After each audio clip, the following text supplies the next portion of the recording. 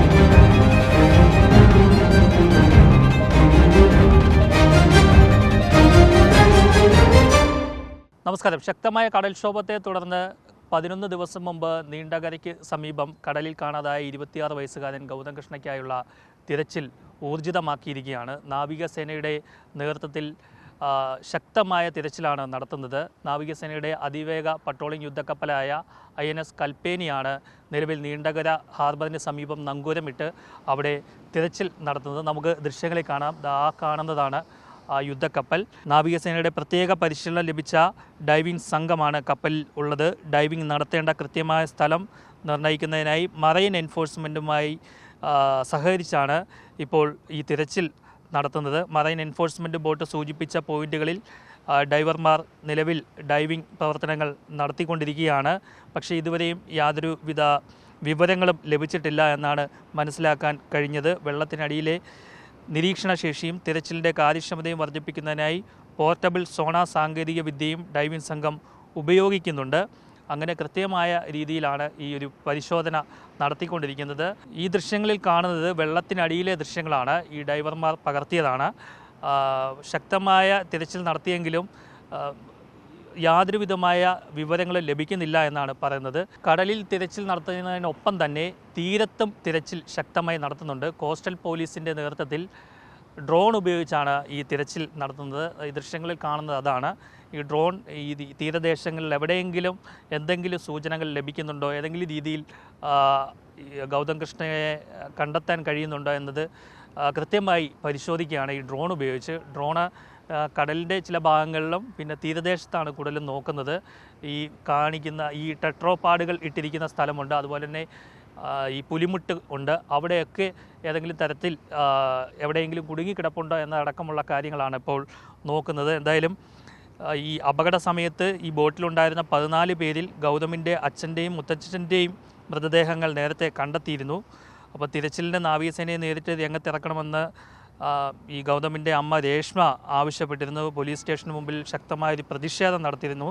ഇതിനെ തുടർന്ന് കേന്ദ്രമന്ത്രി സുരേഷ് ഗോപിയുടെയും ജില്ലാ ഭരണകൂടത്തിൻ്റെയും അടിയന്തര ഇടപെടലിനെ തുടർന്നാണ് നാവികസേനയെ സ്ഥലത്തേക്ക് എത്തിച്ച് തിരച്ചിൽ നടത്തിക്കൊണ്ടിരിക്കുന്നത്. INS കൽപ്പനിയിലെ commanding officer lieutenant commander Vipul പട്വാളിൻ്റെ നേതൃത്വത്തിൽ 9ഓളം മുങ്ങൽ വിദഗ്ധരാണ് നിലവിൽ കടലിൽ മുങ്ങി ഈ പരിശോധന നടത്തിക്കൊണ്ടിരിക്കുന്നത്. ഇവരെ ഊർജിതമായിട്ടാണ് ഈ പരിശോധന നടത്തുന്നത്. ഇത് പ്രത്യേക സംവിധാനം വഴിയിട്ട് ഈ കടലിൻ്റെ അടിത്തട്ടൊക്കെ അവർ പരിശോധിക്കുന്നുണ്ട്. ആ രീതിയിലുള്ള മികച്ച രീതിയിലുള്ള നൂതന സാങ്കേതിക വിദ്യകൾ ഉപയോഗിച്ചാണ് ഈ പരിശോധന നടത്തുന്നത്. കൂടാതെ ഈ സമീപവാസികളായിട്ടുള്ള, അതായത് ഈ പ്രദേശവാസികളായിട്ടുള്ള നീന്തൽ വിദഗ്ധരുടെ സഹായവും ഉണ്ട്. കൂടാതെ ഗൗതം കൃഷ്ണയുടെ ബന്ധുക്കളും ഈ തിരച്ചിലിന് ഒപ്പം കൂടിയിട്ടുണ്ട്. കോസ്റ്റൽ പോലീസിൻ്റെ വിദഗ്ധരും ഇവർക്കൊപ്പം ഉണ്ട്. കോസ്റ്റൽ പോലീസിൻ്റെ മറൈൻ എൻഫോഴ്സ്മെൻറ്റ് ടീം അംഗങ്ങളും ബോട്ടിൽ ഇതിന് സമീപത്തായി തന്നെ തിരച്ചിൽ നടത്തുന്നുണ്ട്. ഇവിടെയുള്ള മറ്റൊരു ബോട്ടിലും സമീപവാസികളും ഗൗതം കൃഷ്ണയുടെ ബന്ധുക്കളും അടക്കം ഈ പരിശോധന നടത്തിക്കൊണ്ടിരിക്കുകയാണ്. കൂടാതെ കോസ്റ്റ് ഗാർഡിൻ്റെ ഒരു സഹായവും അവർ ആവശ്യപ്പെട്ടിരുന്നു. അതിനെ തുടർന്ന് കോസ്റ്റ് ഗാർഡ് ഹെലികോപ്റ്ററിൽ നിരീക്ഷണം ശക്തമാക്കിയിട്ടുണ്ട്. ഈ ഹെലികോപ്റ്റർ ഇറങ്ങുവാനായിട്ട് കൊല്ലം അമൃതാനന്ദമയി മഠത്തിൻ്റെ വള്ളിക്കാവിലെ ക്യാമ്പസിൽ ഒരു ഹെലിപ്പാഡ് തന്നെ ഒരുക്കി അവിടെ ഇന്ധനം നിറയ്ക്കാനുള്ള സൗകര്യവും സുരേഷ് ഗോപിയുടെ ഇടപെടലിനെ തുടർന്ന് ഇന്ത്യൻ ഓയിൽ ചെയ്തിട്ടുണ്ട്. അങ്ങനെ ശക്തമായ നിരീക്ഷണം നടത്തിക്കൊണ്ടിരിക്കുകയാണ്. ഇതിനിടയിൽ വരുന്ന മറ്റൊരു കാര്യം, ഈ നിരീക്ഷണം അതുപോലെ തന്നെ ഈ പരിശോധനയുമൊക്കെ ഈ അപകടം നടന്ന സമയത്ത് തന്നെ ചെയ്തിരുന്നുവെങ്കിൽ ഒരുപക്ഷെ ഏറെ ഗുണകരമായേനെ എന്നാണ് വിദഗ്ധ സംഘങ്ങൾ അഭിപ്രായപ്പെടുന്നത്. ഇത് ഒരുപാട് വൈകിയിട്ടുണ്ട്, കാരണം 11 ദിവസം പിന്നിട്ടിരിക്കുകയാണ്. അന്നത്തെ ദിവസം തിരച്ചിലിനിറങ്ങാൻ നാവികസേനയ്ക്കൊന്നും കഴിയില്ല എന്നാണ് നാവികസേനയുടെ ഭാഗത്തു നിന്നും നമുക്ക് ലഭിക്കുന്ന വിവരം. കാരണം ഈ ഡൈവർമാർക്ക് കടലിലേക്ക് ഇറങ്ങുവാൻ കഴിയില്ല, ശക്തമായ കടൽക്ഷോഭമാണ്. അതുകൊണ്ട് കടലിലിറങ്ങി പരിശോധന നടത്തുവാനൊന്നും കഴിയില്ലായിരുന്നു. പക്ഷേ എങ്കിലും ആ ഒരു സമയത്ത് ഒരു പരിശോധന ശക്തമായിട്ടുണ്ടായിരുന്നുവെങ്കിൽ എന്തെങ്കിലും ഒരു വിവരം ലഭിച്ചേനെ എന്നാണ് പറയുന്നത്. എന്തായാലും പ്രതീക്ഷയോടെ കാത്തിരിക്കുകയാണ് കുടുംബം. നീണ്ടകരയിൽ നിന്നും DK ദിലീപിനോടൊപ്പം R. പിയൂഷ്, മറുനാടൻ മലയാളി.